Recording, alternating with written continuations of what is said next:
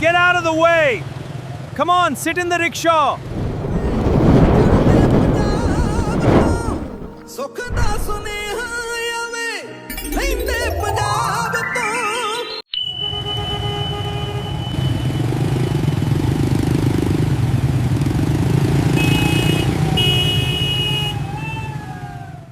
अस्सलाम वालेकुम। लहंदा पंजाब ਦੇ ਇੱਕ ਹੋਰ ਐਪੀਸੋਡ ਵਿੱਚ ਸਾਰੇ ਮਿੱਤਰਾਂ ਨੂੰ ਜੀ ਆਇਆਂ ਨੂੰ ਆਖਣਾ ਤੇ ਵੈਲਕਮ ਕਰਨਾ ਤੇ ਉਮੀਦ ਕਰਨਾ ਕਿ ਸਾਰੇ ਵੇਖਣ ਵਾਲੇ ਖੁਸ਼ੋ ਖੁਰਮ ਹੋਣਗੇ ਤੇ ਆਪਣੀ ਹਯਾਤੀ ਨੂੰ ਖੁਸ਼ੀ ਨਾਲ ਗੁਜ਼ਾਰ ਰਹੇ ਹੋਣਗੇ। ਮਿੱਤਰੋ, ਅੱਜ ਜਿਹੜੀ ਜਗ੍ਹਾ ਤੇ ਮੈਂ ਖੜਾ ਹਾਂ, ਇਸ ਜਗ੍ਹਾ ਦਾ ਨਾਂ ਹੈ ਬਿਜਲੀ ਚੌਕ ਤੇ ਸ਼ਹਿਰ ਦਾ ਨਾਂ ਹੈ ਪਾਕਪਤਨ ਸ਼ਰੀਫ। ਤੇ ਅੱਜ ਮੇਰਾ ਇਰਾਦਾ ਵੀ ਇਹ ਹੈ ਕਿ ਪਾਕਪਤਨ ਦਾ ਕਾਲਜ ਰੋਡ, ਜਿਹਨੂੰ ਅਸੀਂ ਮੰਡੀ ਰੋਡ ਵੀ ਆਖਦੇ ਹਾਂ, ਇਸ ਨੂੰ ਐਕਸਪਲੋਰ ਕਰੀਏ ਤੇ ਸੱਜਣਾ ਮਿੱਤਰਾਂ ਨੂੰ ਵਿਖਾਈਏ ਕਿ ਇਸ ਰੋਡ ਉੱਤੇ ਕਿਹੋ ਜਿਹਾ ਕਾਰੋਬਾਰ ਕੀਤਾ ਜਾਂਦਾ ਹੈ। ਥੰਬਨੇਲ ਤੁਸੀਂ ਵੇਖਿਆ ਹੋਵੇਗਾ, ਉੱਤੇ ਲਿਖਿਆ ਹੈ ਸ਼ਹਿਰ ਫਰੀਦ ਦਾ ਬਦਕਿਸਮਤ ਬਾਜ਼ਾਰ। ਮਿੱਤਰੋ, ਇਹ ਬਾਜ਼ਾਰ ਬਦਕਿਸਮਤ ਕਿਉਂ ਹੈ, ਅੱਗੇ ਚੱਲ ਕੇ ਦੱਸਾਂਗਾ ਕਿ ਇਹ ਬਦਕਿਸਮਤ ਕਿਉਂ ਹੈ। ਮਿੱਤਰੋ, ਪਾਕਪਤਨ ਸ਼ਹਿਰ ਬੜਾ ਹੀ ਤਾਰੀਖੀ ਸ਼ਹਿਰ ਹੈ ਤੇ ਆਪਣੇ ਅੰਦਰ 5000 ਸਾਲ ਪੁਰਾਣੀ ਤਹਿਜ਼ੀਬ ਰੱਖਦਾ ਹੈ। ਕਾਲਜ ਰੋਡ ਦੇ ਨਾਲ ਨਾਲ ਇਸ ਸ਼ਹਿਰ ਦੇ ਹੋਰ ਵੀ ਬਹੁਤ ਜ਼ਿਆਦਾ ਬਾਜ਼ਾਰ ਨੇ ਤੇ ਬਹੁਤ ਜ਼ਿਆਦਾ ਸੜਕਾਂ ਨੇ, ਪਰ ਅੱਜ ਅਸੀਂ ਸਿਰਫ ਕਾਲਜ ਰੋਡ ਹੀ ਐਕਸਪਲੋਰ ਕਰਾਂਗੇ। ਤੁਸੀਂ ਸਾਡੇ ਨਾਲ ਜੁੜਿਆ ਰਹਿਣਾ, ਵੀਡੀਓ ਆਖਰ ਤੱਕ ਵੇਖਣਾ। ਜੇ ਵੀਡੀਓ ਪਸੰਦ ਆਵੇ ਤੇ ਲਾਈਕ ਸ਼ੇਅਰ ਜ਼ਰੂਰ ਕਰਨਾ ਤੇ ਨਾਲ ਕਮੈਂਟ ਬਾਕਸ ਦੇ ਵਿੱਚ ਆਪਣੀ ਰਾਏ ਦਾ ਇਜ਼ਹਾਰ ਵੀ ਜ਼ਰੂਰ ਕਰਨਾ। ਆਓ ਹੁਣ ਪਾਕਪਤਨ ਦਾ ਬਦਕਿਸਮਤ ਬਾਜ਼ਾਰ ਕਾਲਜ ਰੋਡ ਵੇਖਨੇ ਆ।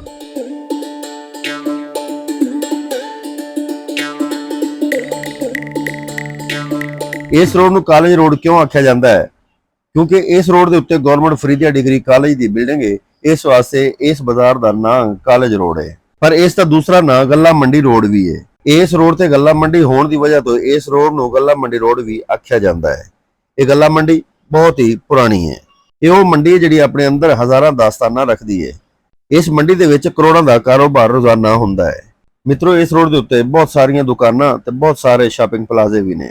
ਇੱਥੇ ਮਨਿਆਰੇ ਦੀਆਂ ਦੁਕਾਨਾਂ ਨੇ, ਪੰਸਾਰੀ ਦੀਆਂ ਦੁਕਾਨਾਂ ਨੇ, ਜੁੱਤੀਆਂ ਦੀਆਂ ਦੁਕਾਨਾਂ ਨੇ, ਕੱਪੜਿਆਂ ਦੀਆਂ ਦੁਕਾਨਾਂ ਨੇ, ਬੁੱਕ ਸਟਾਲਸ ਨੇ, ਪੇਂਟ ਸਟੋਰ ਨੇ, ਫਰੈਂਚਾਈਜ਼ਾਂ ਨੇ, ਚੂੜੀਆਂ ਦੀਆਂ ਦੁਕਾਨਾਂ ਨੇ, ਸਬਜ਼ੀ ਦੀਆਂ ਦੁਕਾਨਾਂ ਨੇ ਤੇ ਛੋਟੇ ਵੱਡੇ ਸਾਰੇ ਬੈਂਕ ਵੀ ਇਸ ਰੋਡ ਤੇ ਕੰਮ ਕਰ ਰਹੇ ਨੇ।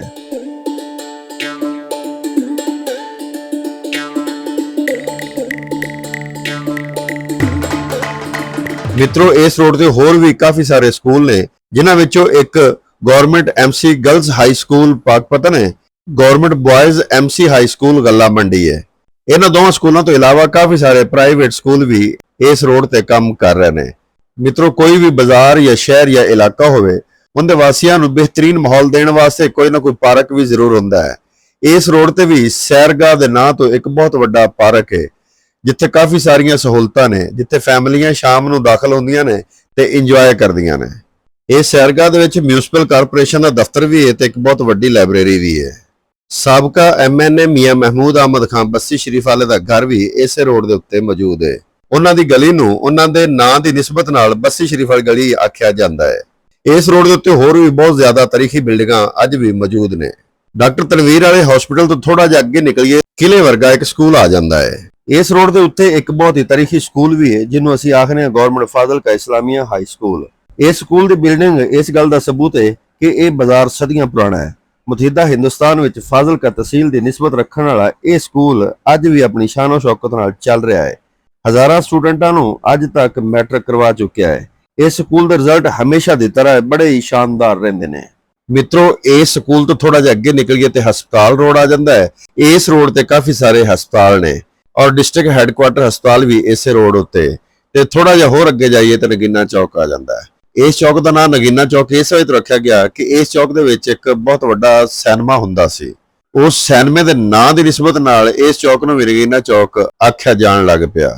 ਇਸ ਚੌਕ ਦੇ ਵਿੱਚੋਂ 4 ਸੜਕਾਂ ਨਿਕਲਦੀਆਂ ਨੇ। ਇੱਕ ਸੜਕ ਸਾਹੀਵਾਲ ਦੀ ਤਰਫ ਚਲੀ ਜਾਂਦੀ ਹੈ, ਦੂਜੀ ਕਮੀਰ ਚੁੰਗੀ ਦੀ ਤਰਫ ਚਲੀ ਜਾਂਦੀ ਹੈ, ਤੀਜੀ ਦਰਬਾਰ ਸ਼ਰੀਫ ਦੀ ਤਰਫ ਚਲੀ ਜਾਂਦੀ ਹੈ ਤੇ ਚੌਥੀ ਕਾਲਜ ਰੋਡ ਦੀ ਤਰਫ ਜਾਂਦੀ ਹੈ।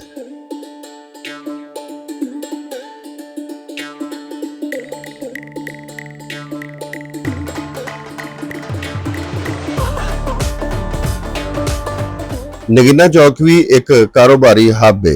ਇੱਥੇ ਲਾਡੇ ਕਿੰਗ ਦੇ ਸਮੋਸੇ ਪੂਰੇ ਇਲਾਕੇ ਦੇ ਵਿੱਚ ਮਸ਼ਹੂਰ ਨੇ। ਨਾ ਸਿਰਫ ਸ਼ਹਿਰ ਦੇ ਵਿੱਚ ਬਲਕਿ ਸ਼ਹਿਰੋਂ ਬਾਹਰ ਆਉਣ ਵਾਲੇ ਸਾਰੇ ਲੋਕ ਵੀ ਇਸ ਜਗ੍ਹਾ ਦਾ ਦਰਸ਼ਨ ਜ਼ਰੂਰ ਕਰਦੇ ਨੇ ਤੇ ਲਾਡੇ ਕਿੰਗ ਦੇ ਸਮੋਸੇ ਜ਼ਰੂਰ ਖਾਂਦੇ ਨੇ। ਇਸ ਤੋਂ ਬਾਅਦ ਇਹ ਸੜਕ ਦਰਬਾਰ ਸ਼ਰੀਫ ਦੀ ਤਰਫ ਨਿਕਲਦੀ ਹੈ। ਦਰਬਾਰ ਸ਼ਰੀਫ ਤੋਂ ਪਹਿਲੇ ਚੌਕ ਚਿੱਟੀ ਕਬਰ, ਪੁਰਾਣਾ ਟਾਊਨ ਹਾਲ, ਸਰਕਲ ਰੋਡ, ਤੇ ਖਾਜਾ ਅਜ਼ੀਜ਼ ਮੱਕੀ ਸਰਕਾਰ, ਯਾਨੀ ਕਿ ਇਹ ਪੂਰਾ ਕੰਜਸਟਡ ਏਰੀਆ ਹੈ।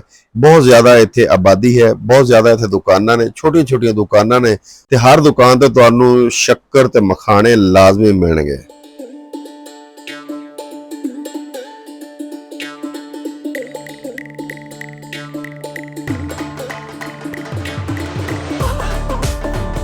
ਮਿੱਤਰੋ ਹੁਣ ਮੈਂ ਤੁਹਾਨੂੰ ਦੱਸਣਾ ਕਿ ਕਾਲਜ ਰੋਡ ਨੂੰ ਬਦਕਿਸਮਤ ਰੋਡ ਕਿਉਂ ਆਖਿਆ ਜਾਂਦਾ ਹੈ।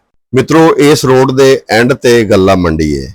ਗੱਲਾ ਮੰਡੀ ਜ਼ਾਹਿਰ ਬਾਤ ਇੱਥੇ ਜ਼ਿਮੀਂਦਾਰਾਂ ਨੇ, ਕਿਸਾਨਾਂ ਨੇ ਆਪਣੀਆਂ ਜਿੰਸਾਂ ਲੈ ਕੇ ਆਣੀਆਂ ਹੁੰਦੀਆਂ ਨੇ ਔਰ ਉਹ ਟਰਾਲਿਆਂ ਦੇ ਵਿੱਚ ਲੈ ਕੇ ਆਣੀਆਂ ਹੁੰਦੀਆਂ ਨੇ।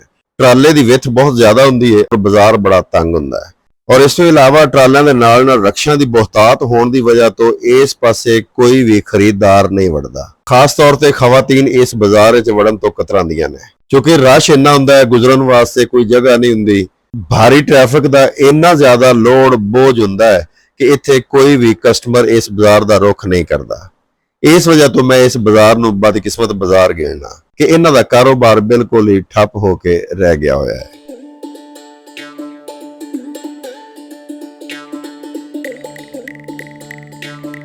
ਮਿੱਤਰੋ ਚਲਦੇ ਚਲਦੇ ਆਪਾਂ ਪਹੁੰਚ ਗਏ ਹਾਂ ਸ਼ਹੀਦੀ ਬਾਜ਼ਾਰ ਵਿੱਚ। ਇਹ ਸਾਹਮਣੇ ਤੁਸੀਂ ਗਵਰਨਮੈਂਟ ਹਾਈ ਸਕੂਲ ਫਾਰ ਬॉयਜ਼ ਸ਼ਹੀਦੀ ਬਾਜ਼ਾਰ ਵੇਖ ਰਹੇ ਹੋ ਤੇ ਇਹ ਜਿਹੜਾ ਅਕਬ ਦੇ ਵਿੱਚ ਇੱਕ ਬਾਜ਼ਾਰ ਹੈ ਜਿਹਨੂੰ ਸ਼ਹੀਦੀ ਬਾਜ਼ਾਰ ਆਖਿਆ ਜਾਂਦਾ ਹੈ, ਉਸ ਦੇ ਵਿੱਚ ਆਪਾਂ ਚੱਲਦੇ ਪਏ। ਇਸ ਪੂਰੇ ਬਾਜ਼ਾਰ ਦੇ ਵਿੱਚ ਹਾਰ, ਮਨਿਆਰੀ ਦਾ ਸਾਰਾ ਸਮਾਨ ਤੇ ਬੱਚਿਆਂ ਦੇ ਖਿਡੌਣੇ ਤੇ ਖਾਣ ਪੀਣ ਦੀਆਂ ਕਾਫੀ ਸਾਰੀਆਂ ਚੀਜ਼ਾਂ ਵੀ ਇਸੇ ਬਾਜ਼ਾਰ ਚੋਂ ਮਿਲ ਜਾਂਦੀਆਂ ਨੇ। ਇਸ ਬਾਜ਼ਾਰ ਚੋਂ ਥੋੜਾ ਜਿਹਾ ਅੱਗੇ ਜਾਈਏ ਤੇ ਡੱਕੀ ਸ਼ੁਰੂ ਹੋ ਜਾਂਦੀ ਹੈ। ਡੱਕੀ ਦੇ ਉੱਤੇ ਬਹੁਤ ਜ਼ਿਆਦਾ ਆਬਾਦੀ ਹੈ ਔਰ ਉਚਾਈ ਤੇ ਆਬਾਦੀ ਆਖਿਆ ਜਾਂਦਾ ਹੈ ਕਿ ਇਹ ਡੱਕੀ ਕਾਫੀ ਦਫਾ ਇਹ ਸ਼ਹਿਰ ਗਰਕ ਹੋਣ ਤੋਂ ਬਾਅਦ ਦੁਬਾਰਾ ਆਬਾਦ ਹੋਣ ਦੀ ਵਜ੍ਹਾ ਤੋਂ ਇਹ ਡੱਕੀ ਟੀਲਾ ਯਾਨੀ ਕਿ ਬਣ ਗਿਆ ਹੈ। ਇਸ ਦੇ ਉੱਤੇ ਤਾਰੀਖੀ ਮਸਜਿਦ ਤੁਗਲਕ ਵੀ ਨਜ਼ਰ ਆਵੇਗੀ।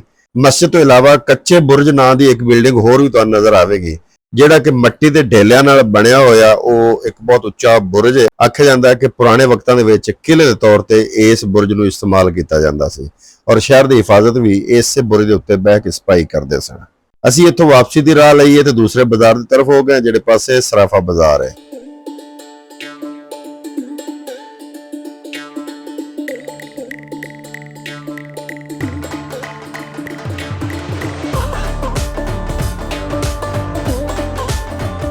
ਤੇ ਸੱਜਣੋ ਤੇ ਮਿੱਤਰੋ, ਮੈਂ ਉਮੀਦ ਕਰਨਾ ਕਿ ਅੱਜ ਦਾ ਇਹ ਵਲੌਗ, ਅੱਜ ਦਾ ਇਹ ਟਰੈਵਲ ਵਲੌਗ ਤੁਹਾਨੂੰ ਪਸੰਦ ਆਇਆ ਹੋਵੇਗਾ। ਅਗਰ ਪਸੰਦ ਆਇਆ ਤਾਂ ਮੇਰੇ ਚੈਨਲ ਨੂੰ ਲਾਜ਼ਮੀ ਸਬਸਕ੍ਰਾਈਬ ਕਰਿਆ ਜੇ, ਲਾਈਕ ਕਰਿਆ ਜੇ, ਦੋਸਤਾਂ ਨਾਲ ਸ਼ੇਅਰ ਕਰਿਆ ਜੇ। ਹੋ ਸਕੇ ਤੇ ਇਸ ਸ਼ਹਿਰ ਦੇ ਬਾਰੇ ਆਪਣੀ ਕੋਈ ਰਾਏ ਕਮੈਂਟ ਬਾਕਸ ਦੇ ਵਿੱਚ ਲਾਜ਼ਮੀ ਪੰਚ ਕਰਕੇ ਜਾਇਆ ਜੇ। ਮਿਲਾਂਗੇ ਕਿਸੇ ਹੋਰ ਵੀਡੀਓ ਦੇ ਵਿੱਚ, ਉਦੋਂ ਤੱਕ ਅੱਲਾ ਦੇ ਹਵਾਲੇ ਤੇ ਪਾਕਿਸਤਾਨ ਜ਼ਿੰਦਾਬਾਦ।